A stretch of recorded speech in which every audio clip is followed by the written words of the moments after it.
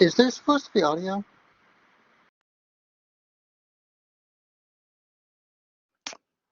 Thank you. I did not realize that I was muted the entire time. But I guess that's all right. So basically, I'm going over matrix multiplication right now. So here I just kind of quickly went over how the sizes of A and B have to match up in order for the product to be defined. And then here's kind of the rule that we use to actually multiply the two matrices. So the entry in the ith row in the jth column of the product AB is equal to the ith row of A, and you have a dot product with the jth column of B. Okay. All right, so I'm going to go ahead and illustrate. Thank you for speaking up, though, because I might have gone the whole review without noticing. So it's not commutative, right? That's true, yeah. And this example actually illustrates that.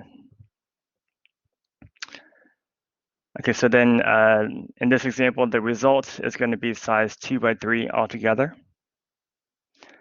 And let's just do the computation with the actual numbers real quick.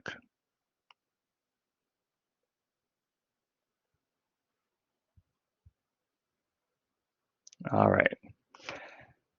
So the result we know is size 2 by 3, so 2 rows, 3 columns. So what you'll do is you'll take the first row of A, and you're going to do a dot product with the first column of B. So dot product will be 1 times 2 plus 3 times 1 plus 0 times 1. So it's 2 plus 3 plus 0, so it's 5. Okay. Next, you'll take the first row of A, and you'll do the dot product with the second column of B. So you get -1 minus 6 plus 0, so a total of -7. Now you take the first row of A and dot with the third column of B. So you get 3 plus 0 plus 0, so 3. Now you're going to take the second row of A and you're going to also dot it with each column of B, and that will complete the second row of the product. So we'll get -4 minus 1 plus 2 for a total of -3. Here you get +2 plus another +2 plus 0, so a total of 4. And then lastly, you're going to get -6 plus 0 plus 6, so 0, okay?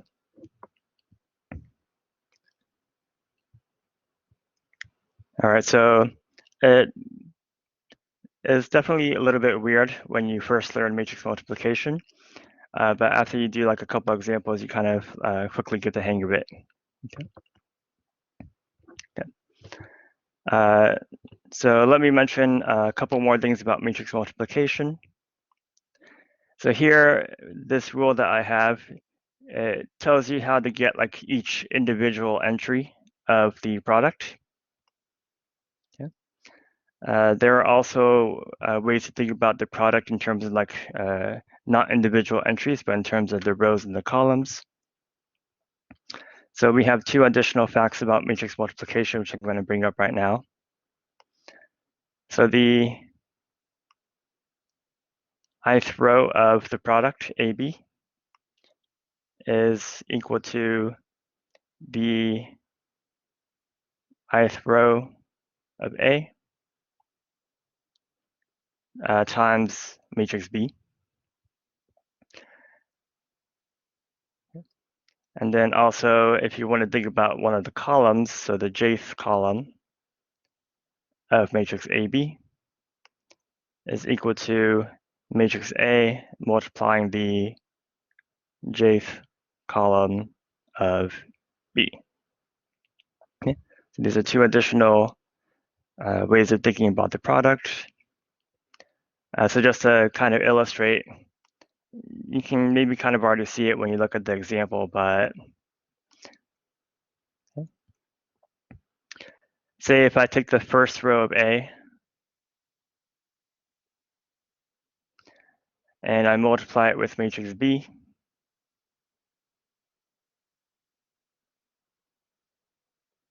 okay,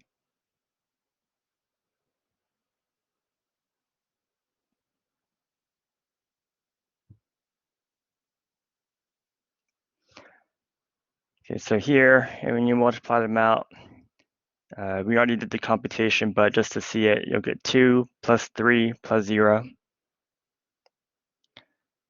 -1 minus 6 plus 0.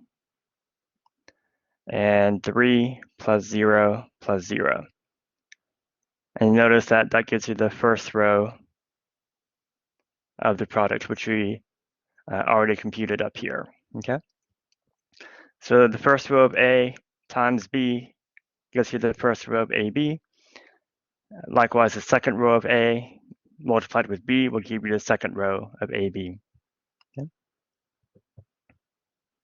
And then just illustrating what I'm saying here. So if I take matrix A from the same example,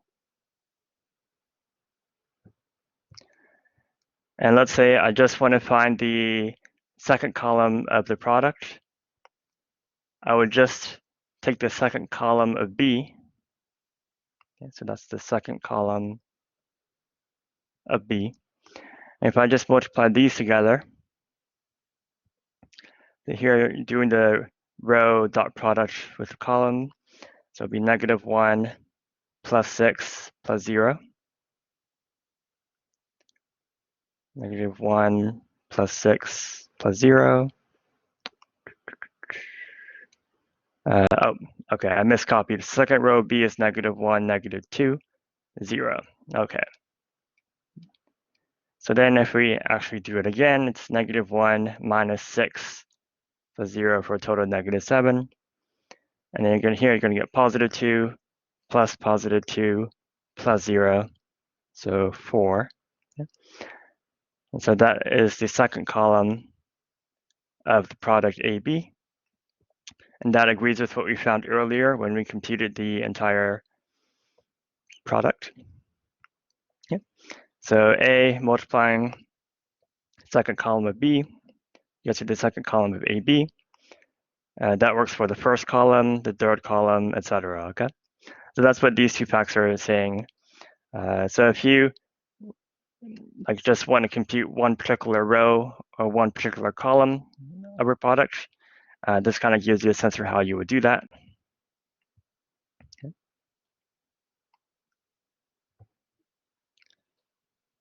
Okay. And then I also want to mention some properties of matrix multiplication. So I'll put it off to the side here.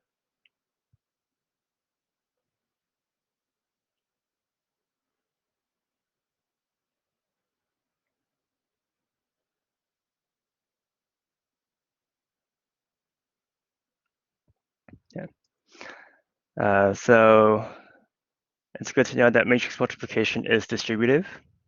Okay.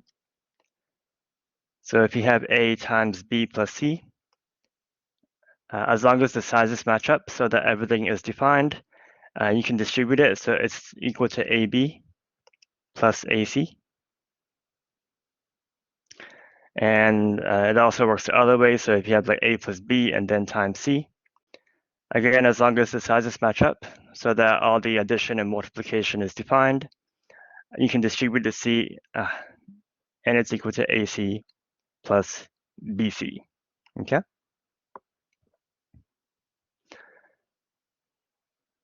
This is probably also not very clear from the definition of matrix multiplication, but matrix multiplication is associative.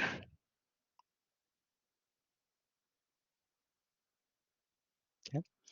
So as long as the sizes match up again, then to multiply A times A, B, and C, you can do A times B, and then multiply that with C. Or you could also multiply B and C first, and then multiply with A. Okay, so matrix multiplication is also associative. And then what someone already brought up is that it is not commutative. Okay, it's kind of like a non-property of matrix multiplication. So not commutative, that means that in general, A times B and B times A are going to be different from each other. Okay. And the example that we have here on the left is, I guess, particularly illustrative of that. So in this example, we were able to compute A times B. The result was a 2x3 matrix. If we were to try and do B times A, however, B is 3x3, A is 2x3. So here I try to avoid that. So the numbers here don't match. And because these numbers don't match, that means the product is undefined. Okay. So for sure then in this example, AB is not the same as BA, because here one of them is not even defined, whereas the other one was defined, okay? All right, so that's my sort of very, very quick review of matrix multiplication. So first, just any questions about that?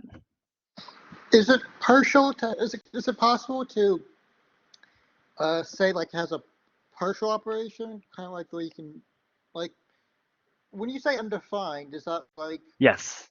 Uh-huh. can you, is it possible to represent like a partial operation, or is that just not like a valid concept? Hmm. Like So the way you can work with like I would, complex numbers yeah. and so on, Mm-hmm. where Yeah. you can like take operations that are, So I would say that it's just undefined. So there's no like partial computation that you can do, if you will. If you try to follow the usual rule of doing like the row dot product with the columns, you can kind of see why it doesn't really work. So just if I write it out real quick, here's B.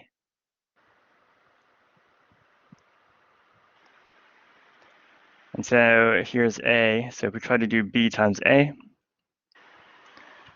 so when you try to take like the rows of B and dot them with the columns of A, you kind of run into an issue because you got 2 plus 2, and then it's like this 3 is kind of hanging. It has nothing to do, right?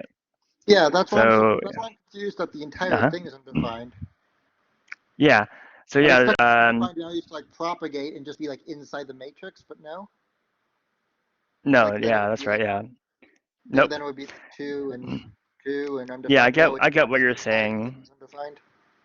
Yeah, I get what you're As far as saying. I know. So it seems like you could still do something, but no. So we just consider it to be undefined altogether.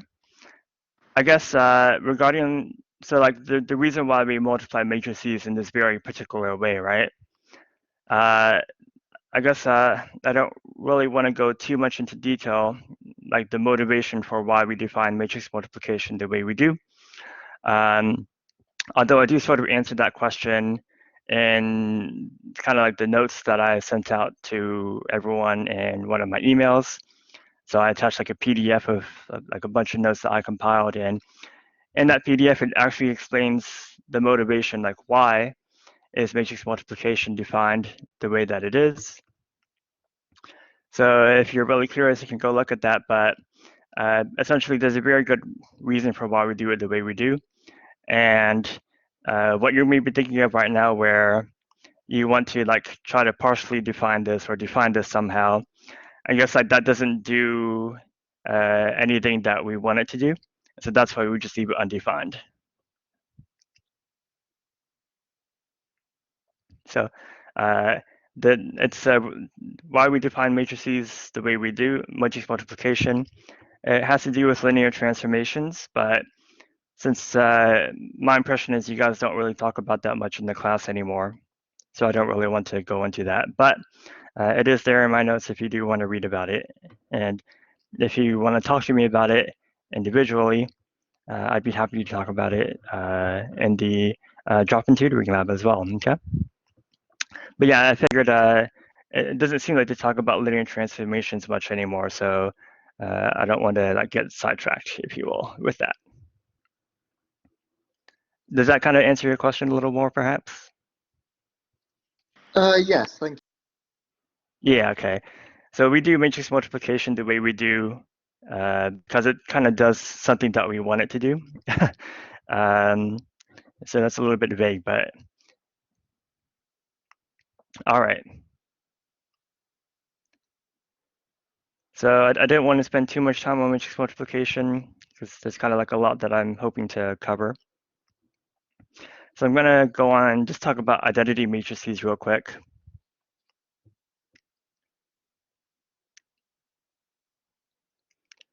So identity matrices, they are square matrices with ones on the diagonal and then zeros everywhere else. So this is a 2x2 identity matrix. 3x3, so again, just ones on the diagonal, zeros everywhere else, and so on. So you can have a 4x4 and so forth as well. I guess if you think about like a 1x1 matrix, it would just be like the number 1. Okay. All right. Okay, so we often denote identity matrices with the letter I. Okay. And sometimes we put a subscript on it if we want to emphasize the size. So like I2 is the 2x2 identity matrix. I3 is the 3x3 identity matrix, etc. So like IN would be the n by n identity matrix. Okay. But sometimes we don't care too much about the size, in which case we can also just use I without a subscript to just refer to like some identity matrix. So typically whenever I use the letter capital I, that refers to an identity matrix, all right? And there's a couple of reasons why I'm talking about the identity matrix right now. It ties into, I guess, all the other subjects I have planned for today. But first, kind of the most important property of identity matrices.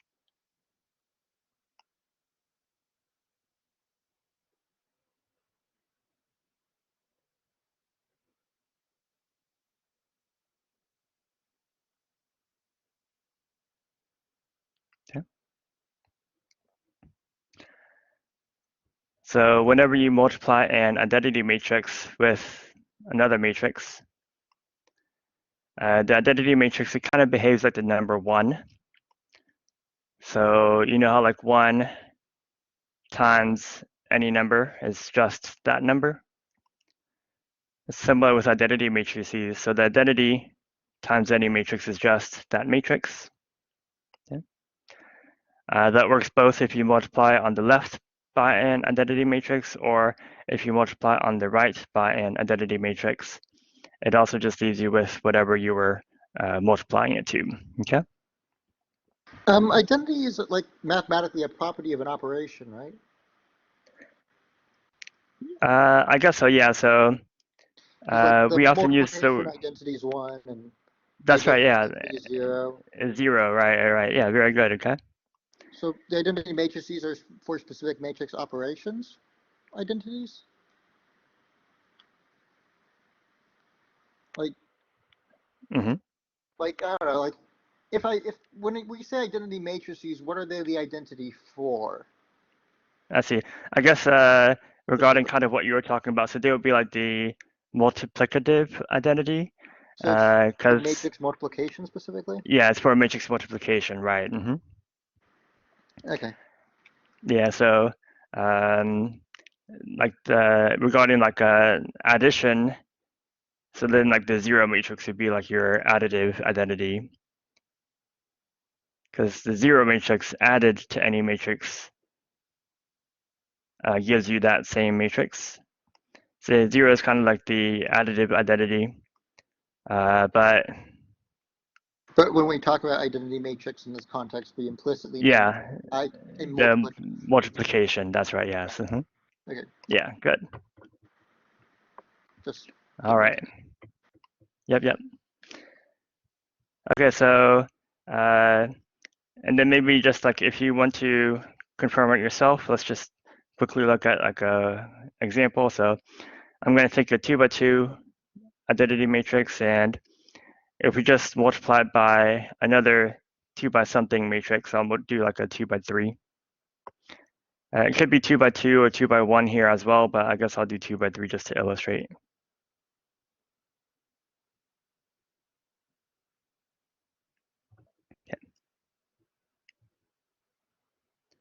So when we multiply the two of them, it should result in A again, okay, as I is the identity matrix. But if you just want to do the actual multiplication to check, so here doing the sort of the rows dot product with the columns, so it'd be like A plus 0 is A, B plus 0, C plus 0, and then taking the second row and then dotting it with each column, going to be 0 plus D, 0 plus E, and 0 plus F.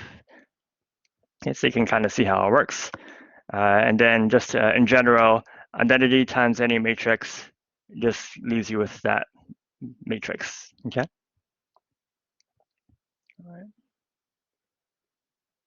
All right.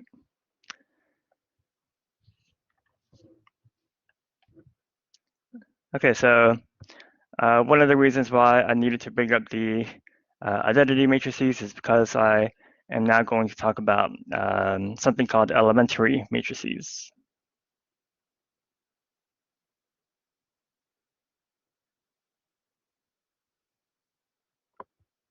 Okay.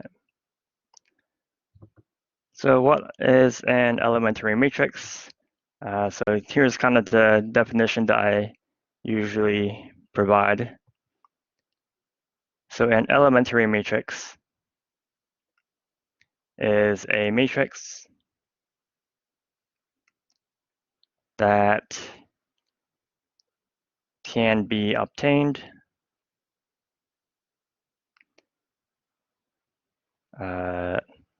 from an identity matrix by performing exactly one elementary row operation, okay? And I'll try to illustrate that so let's just do an example right now. So I'm going to take an identity matrix. I'll do a 3x3 identity right now. Okay. So if I perform one elementary row operation on this guy, the resulting matrix would be an elementary matrix. So I'm just going to do a random elementary row operation.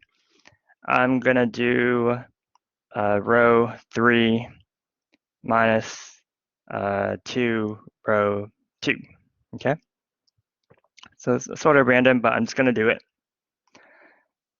Okay, so I'm altering row 3, so let me copy rows 1 and 2 first. And then when we do row 3 minus 2 of row 2, we're going to get a 0. Here it will be 0 minus 2, so we get a negative 2 in that entry. And here you're going to have 1 minus 0. Okay. So this is one example of an elementary matrix. So I'll just call it E for the moment. Maybe just like one more example. So let's do another elementary row operation. So remember that swapping two rows is also an elementary row operation. So let's say if I swapped row 1 and maybe row 2,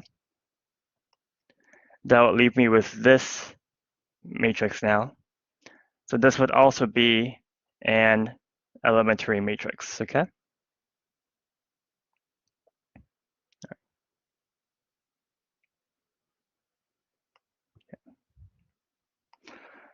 And so why am I talking about elementary matrices?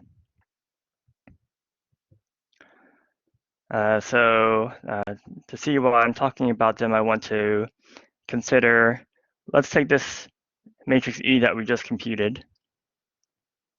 And what I want to do is I want to multiply it to another matrix.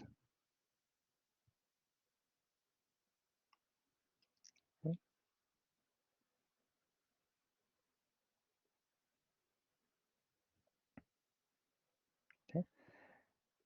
And so here it could be 3 to multiply. It has to be 3 by something. The number of columns doesn't matter, but I guess I'll just make it 3 by 3, okay? And I'm just going to give it sort of a generic entry, so A, B, C, and so forth.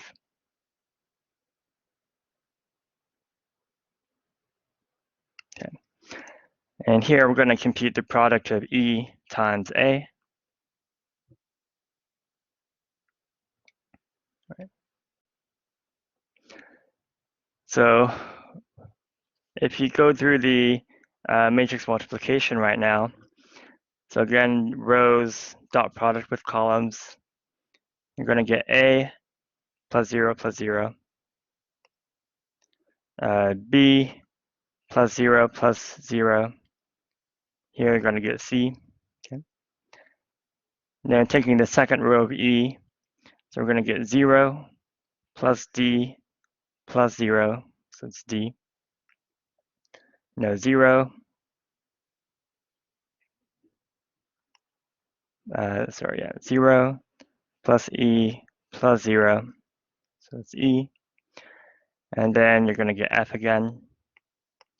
And then lastly, you're going to get 0 minus 2D plus G. So here I'll write as G is 2D. Then you're going to get 0 minus 2E plus H. So that'll leave you with H minus 2E. And then you're going to get 0 minus 2F plus I. So I minus 2F. Okay.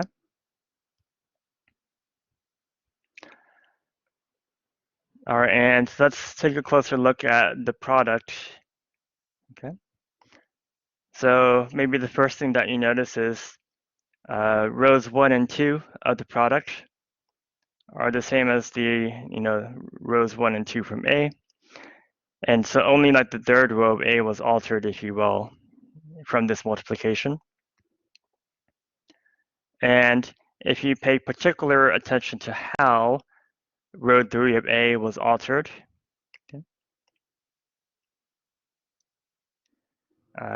what I want you guys to notice is that you can get the same result by performing the operation row 3 minus 2 row 2. All right. So if we took row 3 of A and subtracted 2 of row 2, it would leave you with this same result. Okay. And this row operation, you'll notice it's exactly the same row operation that we performed on the identity in order to create this elementary matrix E. Okay. So here there's a very kind of important observation that we're making here, which is that when you multiply a matrix on the left by an elementary matrix,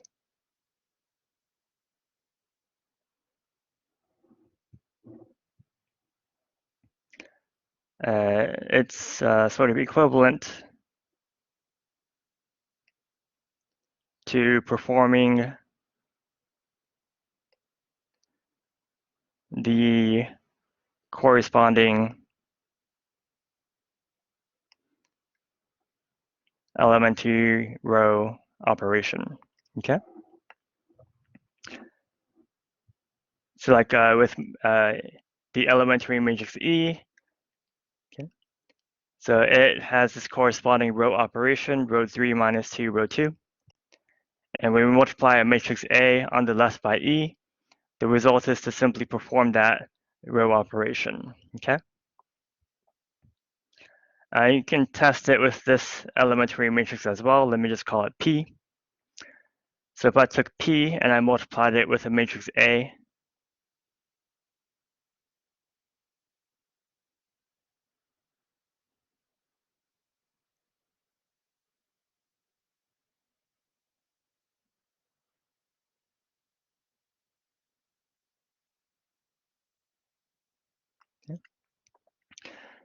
So P has the corresponding row operation where you just swap row 1 and row 2. So I'm saying here the product will simply swap rows 1 and 2 of matrix A. So that this would be the result of the product. And if you actually multiply it out just to confirm, you do get 0 plus C plus 0. So C goes first.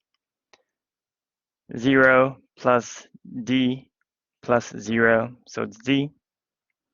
And then you're going to get A plus 0 plus 0, so it's A. And then B plus 0 plus 0, so it's B. Okay. And similarly, you'll see that the third column remains unchanged. Okay.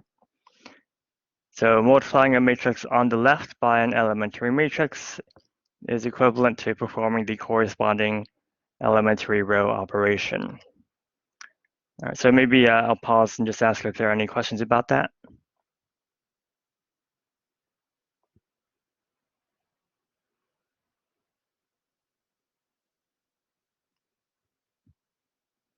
Okay, all right.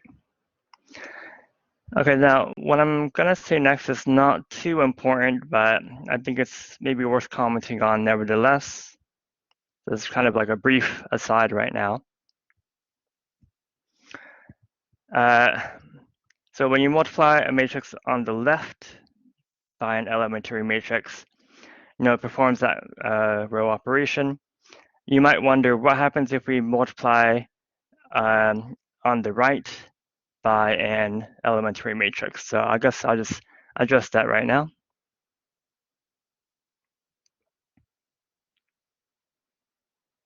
So every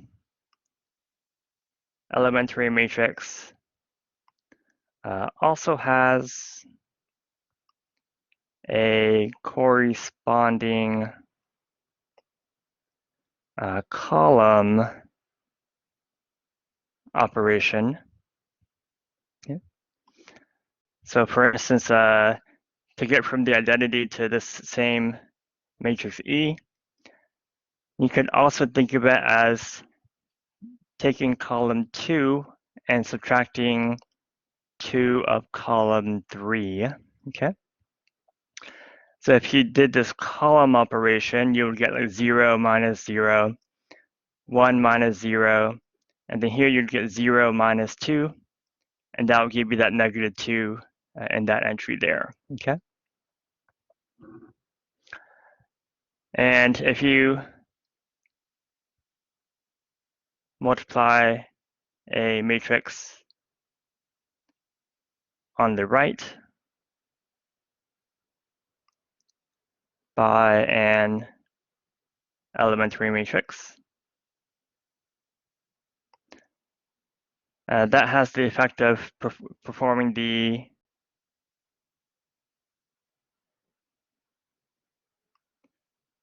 corresponding column operation instead of the row operation, okay? So let's just illustrate with matrix E. So let's take the same generic 3 by 3A that we used earlier. But if we multiply it on the right now by our elementary matrix E,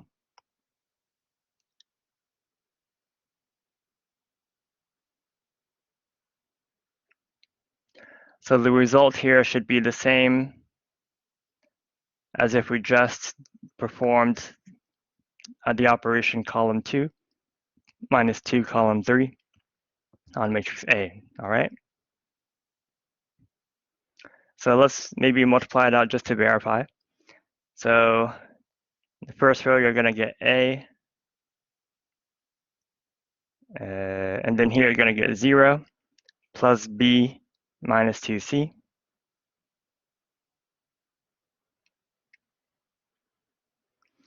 And then you're going to get C.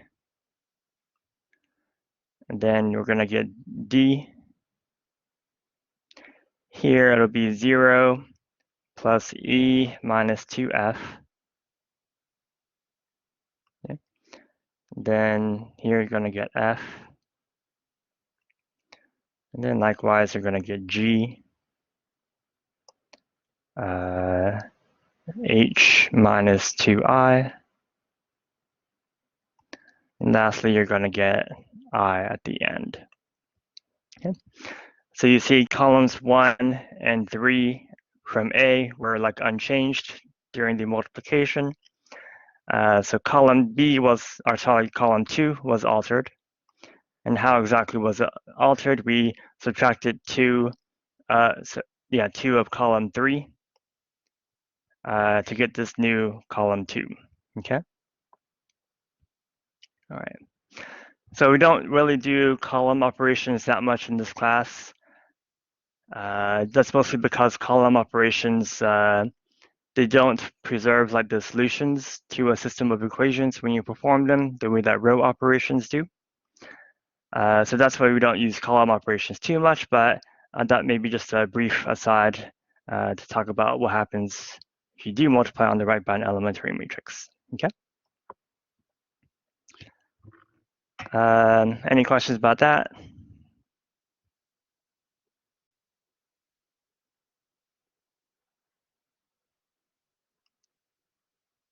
Okay, all right.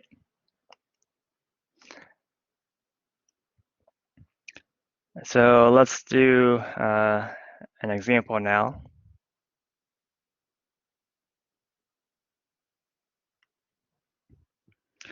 So let's suppose we had this system of equations, x plus 3y plus 0z is 1, negative 2x minus y plus 4z is negative 3. And then let's do 3x plus 5y plus 2z. Let's set that equal to, I guess I'll set it equal to 9. Okay. I can't quite read my own handwriting, but I think that's 9. It might be a 4 though, but it's okay. Not a big deal. And what I'm going to do with this example right now is I'm just going to start by solving it first. So the way that I'm going to solve it is I'm just going to create the corresponding augmented matrix. And I'm going to do elimination, so I'm going to reduce it to the upper triangular form. So that's what I'm going to do first. All right. So if I wanted to reduce this to an upper triangular system, okay, so first I'd want to eliminate the negative 2 and the 3. I'd be using this 1 as a pivot to start with. And what we could do in this example is take row 2 and add to a row 1. Could also take row 3 and subtract 3 of row 1. All right.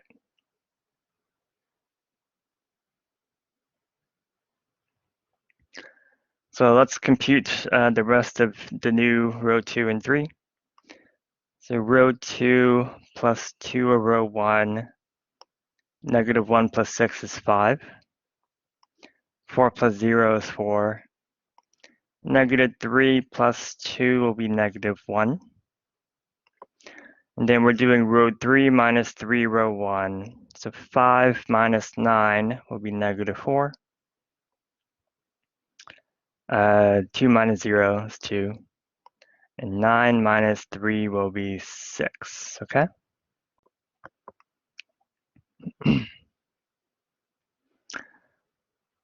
And I think here what I'm going to do is,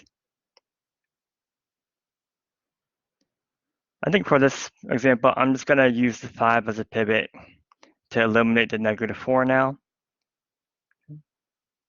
So that means I'm going to introduce a fraction, which sometimes you do have to do. So you can maybe do some other things just to try to solve the system, but I'm going to go ahead and do row 3 I guess we would need to add 4/5 of row 2, and that would eliminate the -4.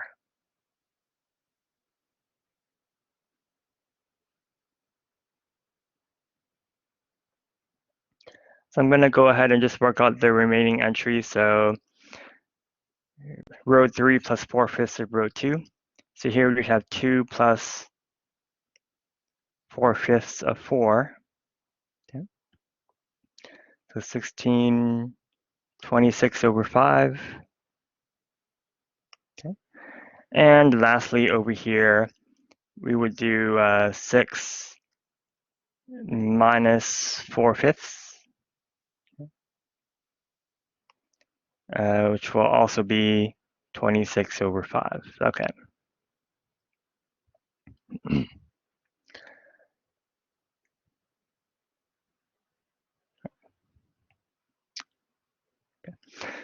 All right, so let's see here. So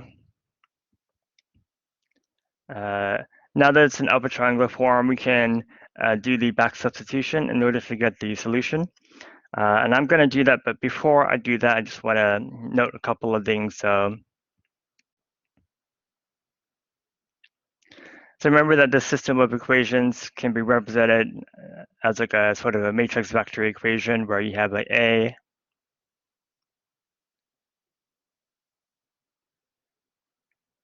times vector X equal to vector B.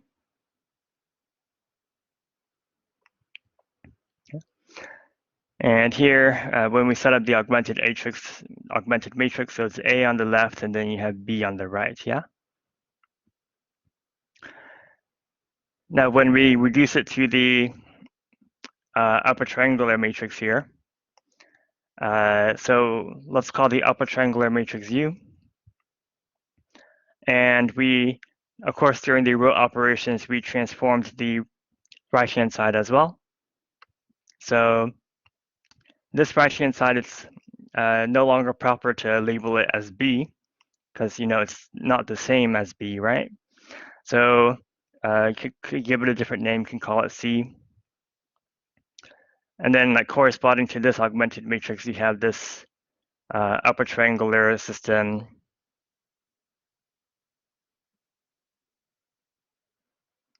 And you could rewrite it again as like a matrix vector equation.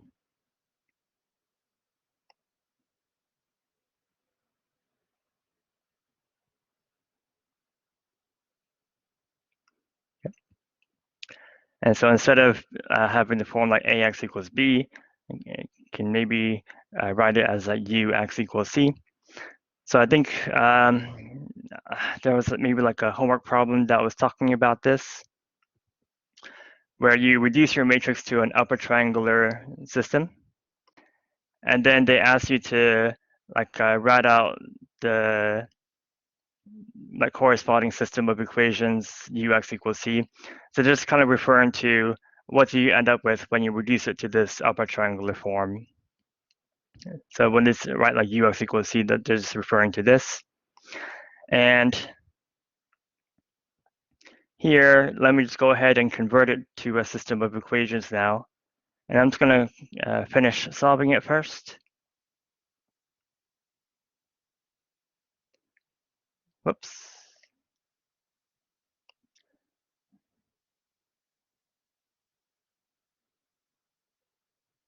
All right.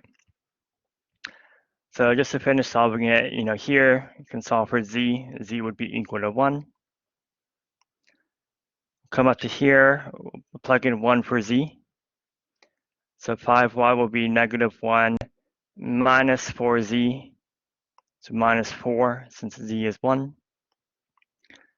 So y will be -5 over 5. So y is -1. And then lastly, we're going to get x minus 3 then is 1. So plug in -1 for y.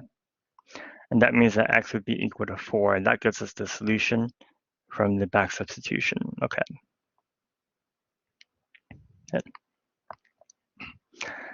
Now I wanted to talk a little bit about elementary matrices, and kind of tie them into the example that we just did. So in this example, we performed 3 row operations. So each of these row operations has a corresponding elementary matrix. Let me go ahead and just get those 3 elementary matrices right now.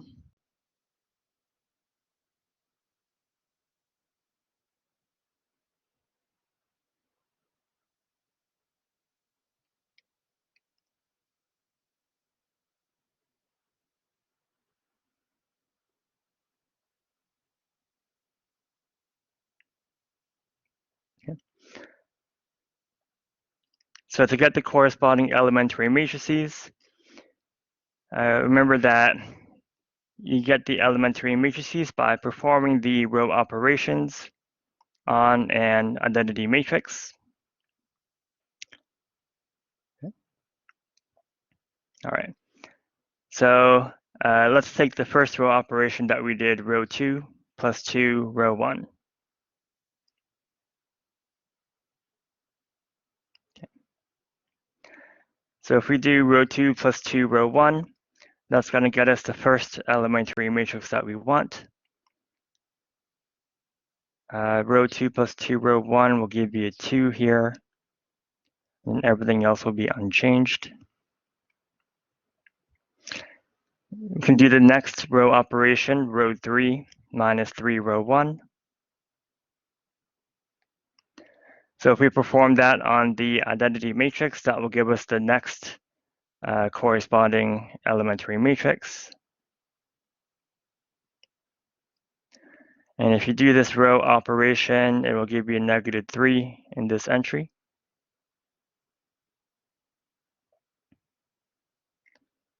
And then lastly, the third row operation that we did was this row 3 plus 4/5 of row 2.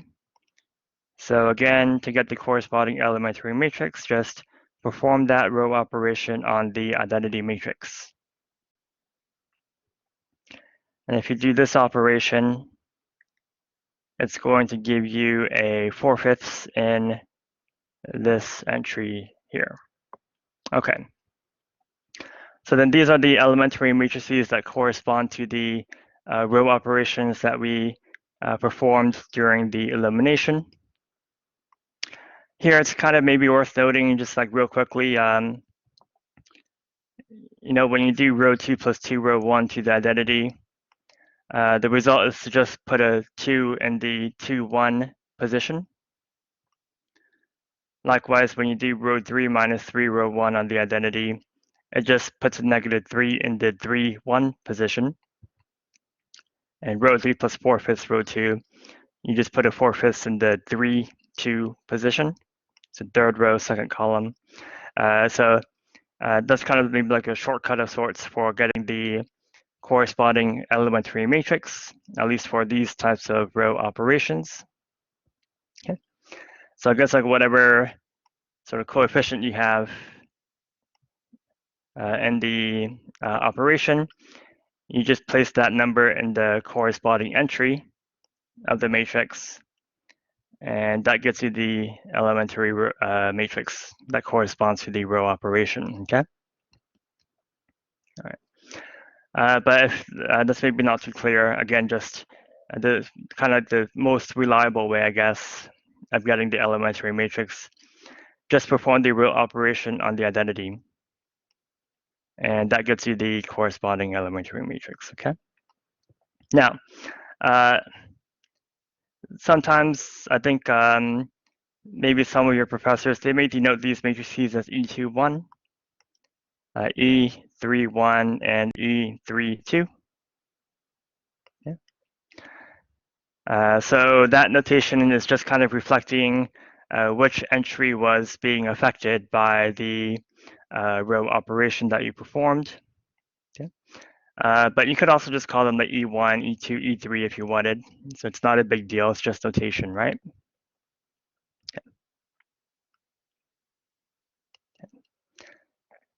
Okay, now going back to what we did during the elimination. So from this first step to this next step here, we performed both of these row operations.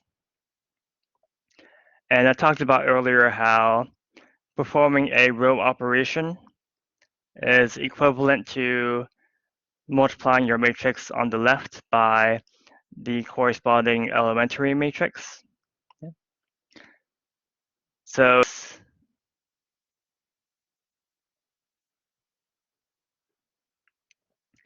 this matrix that we ended up with here is the result of taking matrix A and multiplying it on the left by E2, 1 and E3, 1 as well, okay? Because multiplying by these two elementary matrices on the left is the same as performing these two row operations. So therefore, it will yield this same result, okay? Now here, well, maybe I'll do one more step first and then I'll make another comment. So then from here to here, okay, we did one more row operation. And again, that row operation can be expressed as sort of a multiplication on the left by the corresponding elementary matrix. So if I take this matrix here, and then I multiply it on the left by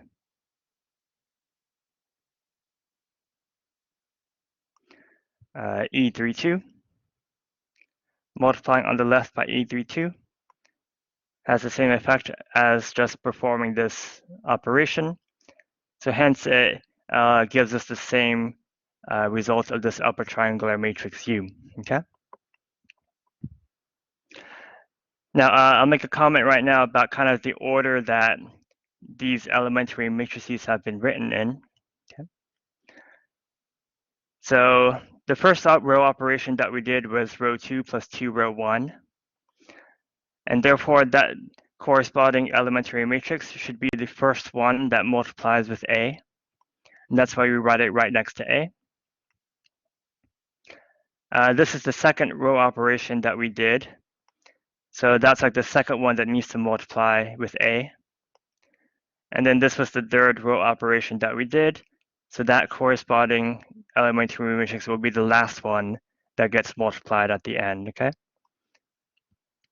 So that's kind of just a comment on the reason why it's ordered in this particular way.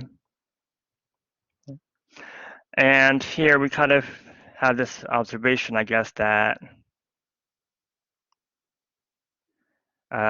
when we take the three elementary matrices and we multiply in this order to matrix A on the left, that it results in the upper triangular matrix U.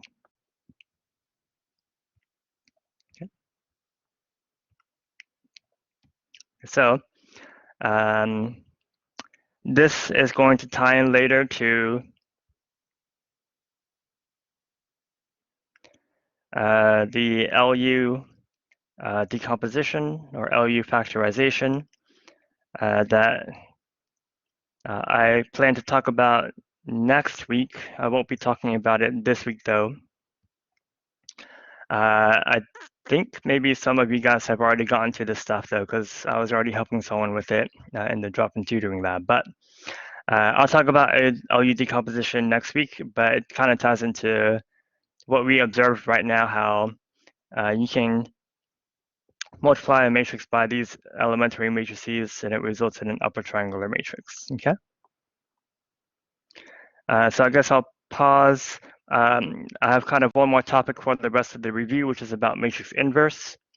But before I get to that last topic, I'm just gonna go ahead and ask if there are any questions.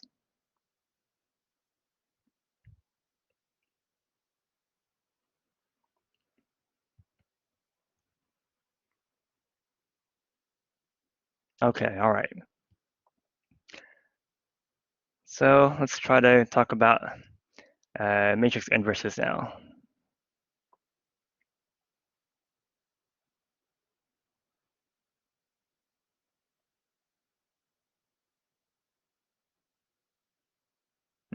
Okay. And I already talked about it a little bit in the second review video that I did, but now we're going to kind of make the discussion more formal.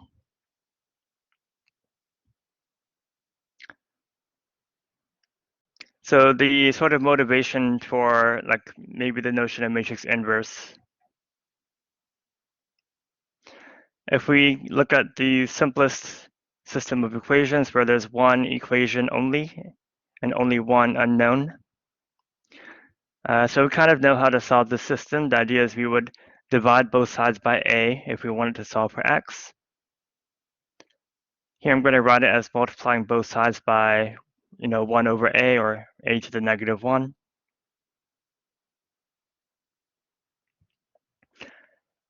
And the reason why this is nice is because we know that a inverse and a will cancel, and they'll leave you with the number 1. And then lastly, 1 times x. So here we see that x must be equal to a inverse times b. And so the idea of a matrix inverse is to do something similar with an equation like this, where now A is a matrix. So the idea is that if A had an inverse, we could multiply both sides by whatever its inverse is.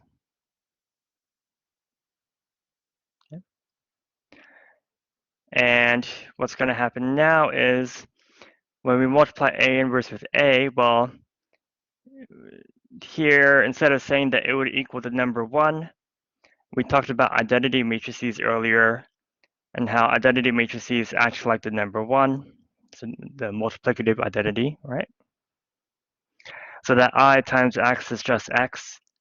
So therefore, we would have that the solution to the system must be given by x equals a inverse b.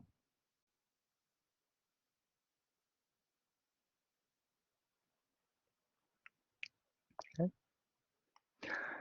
And so then the idea of matrix inverse is it should multiply with the matrix to give you the identity, and that's going to be our definition right now.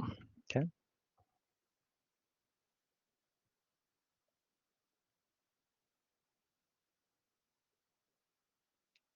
Let's write out this. So matrix A is invertible if there exists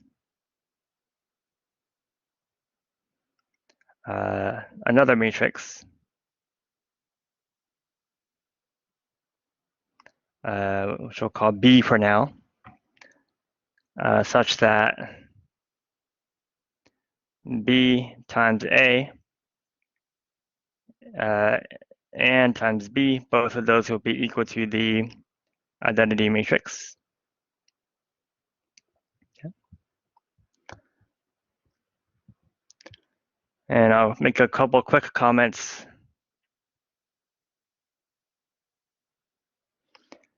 So A must be a square matrix in order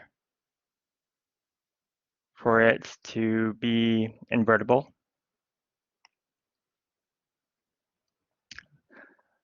And so, and then just because A is square does not mean that it has an inverse though. So not every square matrix will have an inverse.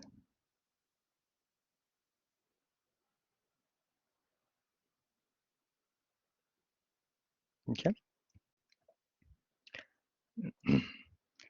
And just some examples. Okay.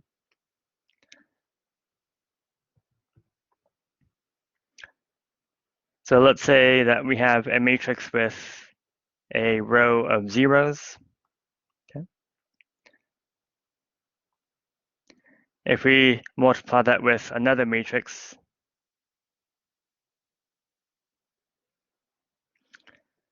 if you multiply it out, you'll notice that the last row will be zeros in this example. So it's not possible to multiply A with a matrix and get an identity out of that, okay? Because remember, identity needs ones along the diagonal. So anytime your matrix has a row of zeros, it is not going to be invertible. Likewise for columns as well.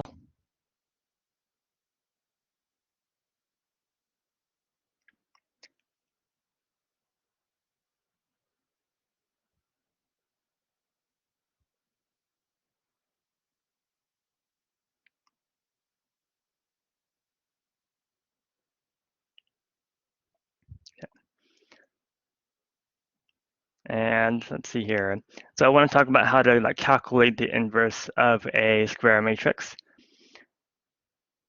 And before I do that, I'm just going to take care of a few special cases first.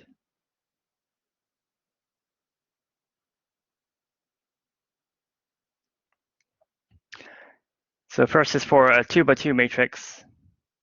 Let's say A is, A, B, C, D. 2x2 matrices are small enough as to where you can actually just memorize a formula for what the inverse would be. So the formula is A inverse will be 1 over A times D minus B times C. So that's scalar. And then times, and then it's going to be, you swap the diagonal entries, and then you're going to add a negative to the off-diagonal entries like that. So you change the sign of the off-diagonal entries, if you will. Okay. All right, so then this is a formula for 2x2 inverses. So anytime I have a 2x2 matrix and I want to find its inverse, I just use this formula. I've used it enough as to where I have it memorized, so I can just do it automatically. Okay. Now this quantity in the denominator here, this is called the determinant of the matrix A. So that's often abbreviated like that, so like determinant of A. And we're going to talk a lot more about determinants much later in this semester, okay? But I'm just going to introduce the terminology right now. And if the determinant was equal to 0, then in this formula you'd be dividing by 0, and of course that is undefined. So what's going on is if the determinant is 0, that's telling you that the matrix A is actually not invertible. Okay. All right. So that's just quickly disposing of the 2x2 case for inverses. I also want to quickly touch on the inverse of elementary matrices.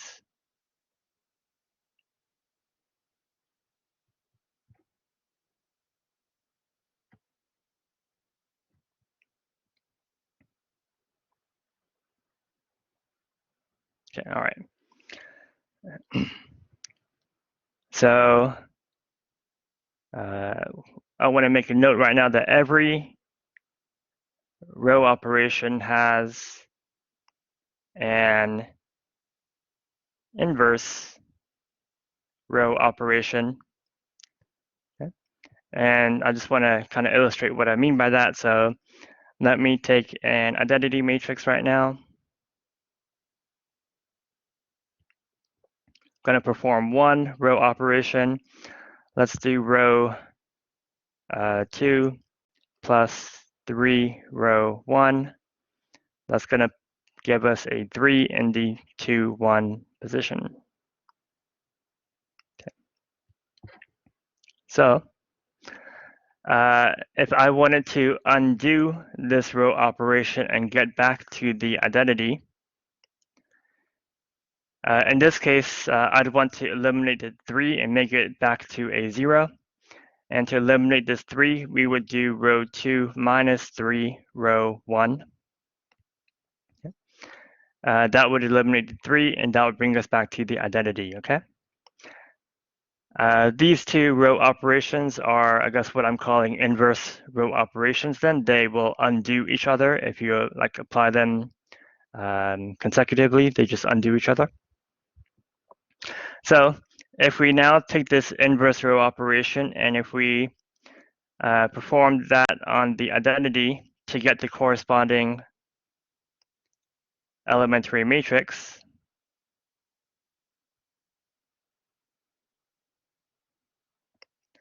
then these two elementary matrices are going to be inverses of each other. So if this was matrix E, this matrix here turns out to be the inverse of E. And I guess likewise, the inverse of this guy would be E, okay? So I guess the main takeaway that I wanted to point out then is for elementary matrices, so all elementary matrices are invertible.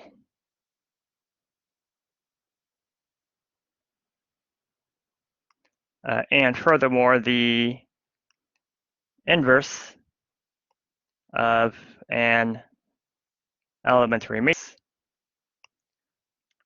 is the elementary matrix that corresponds to the inverse row operation, okay? So every elementary matrix is invertible. Its inverse is also an elementary matrix. And then more precisely, the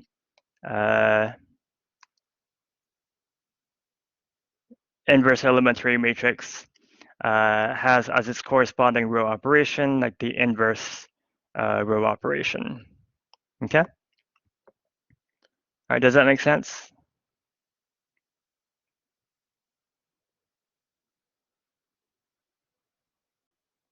Okay, all right.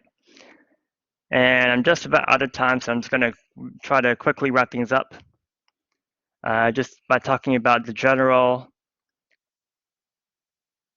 procedure for calculating the inverse of any matrix, okay?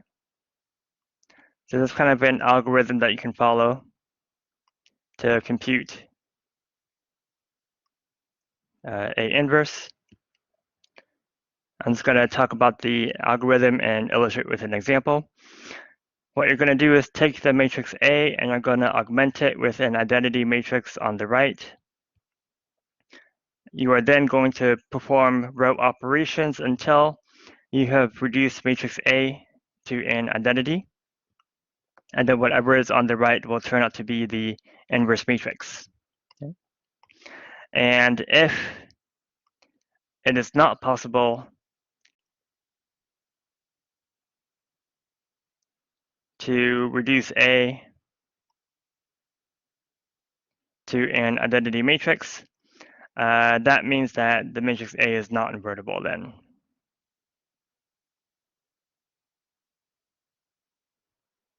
Okay.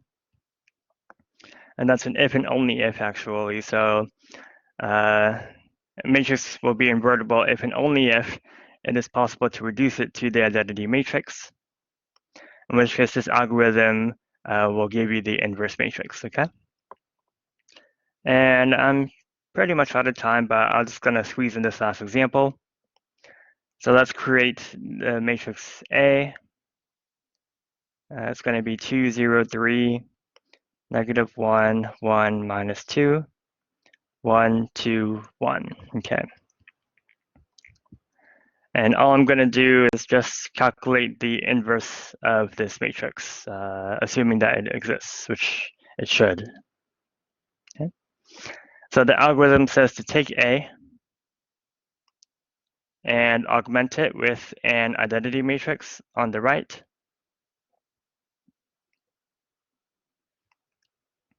So that's A augmented with identity.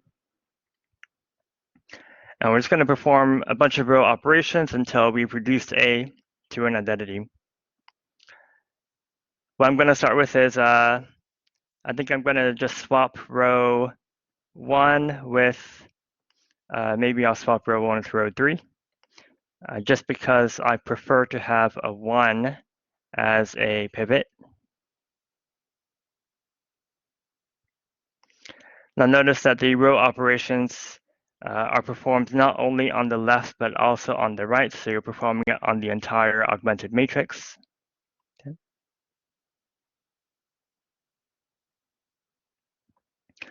All right, next I'm going to do some elimination. So I'm going to use this 1 as a pivot. I'm going to eliminate everything beneath it.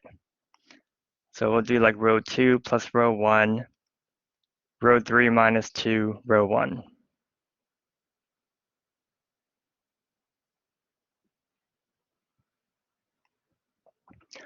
Okay, so let's see here. Row 2 plus row 1 will give us 3, -1, 0, 1, 1. Okay, adding row 1 to row 2. And then we're going to do row 3 minus 2 of row 1. That's -4 there. +1, 1, 0, -2. Okay, so hopefully I am making no mistakes. Let's see here. What would I do next? So I think what I'll do here is I'm going to quickly add row 3 to row 2.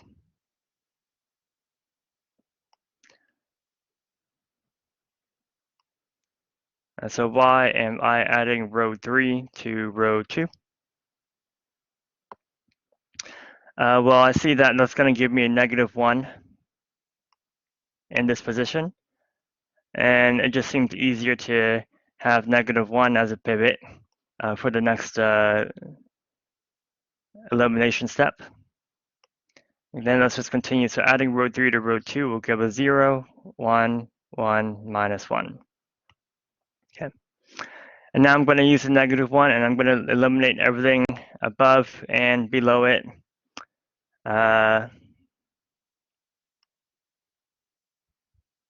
So let's do row 1 plus 2, row 2. That will get rid of the 2 on top. We'll also do row 3. I guess we need to do -4, row 2. That will add 4 to this and give us a 0. Whoops.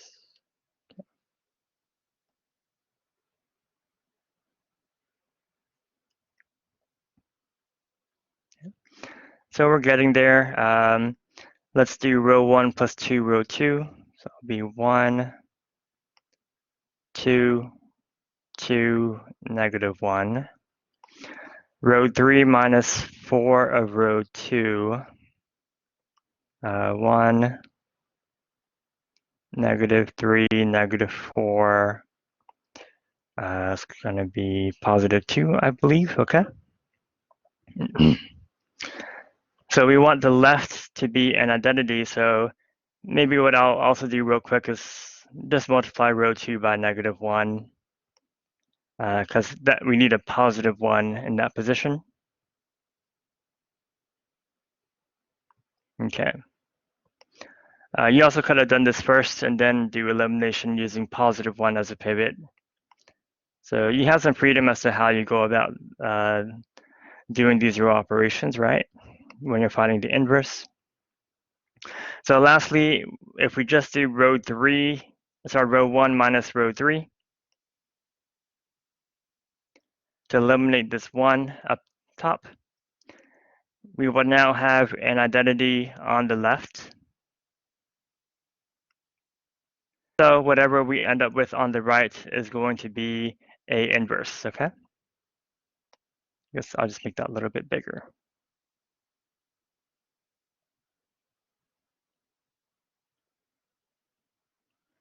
So row 1 minus row 3, 5, 6, -3. Okay.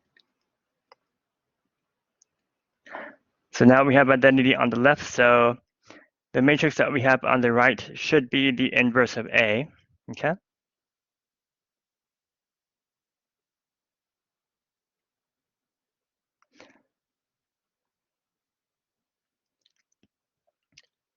you can always check your work by taking A and multiplying by what you found for the inverse.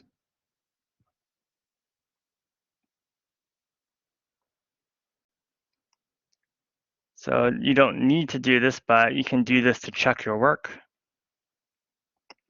Remember that A times its inverse should produce the identity matrix.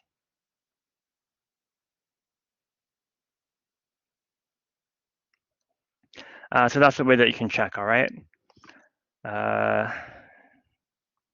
Just kind of quickly going through it, it seems to be working out. So I think it's probably good, but although I didn't do the multiplication entirely, okay? All right, so I'm gonna go ahead and wrap up the review with that since I'm a little bit over time, which seems to always be the case, right? So we'll talk more next week.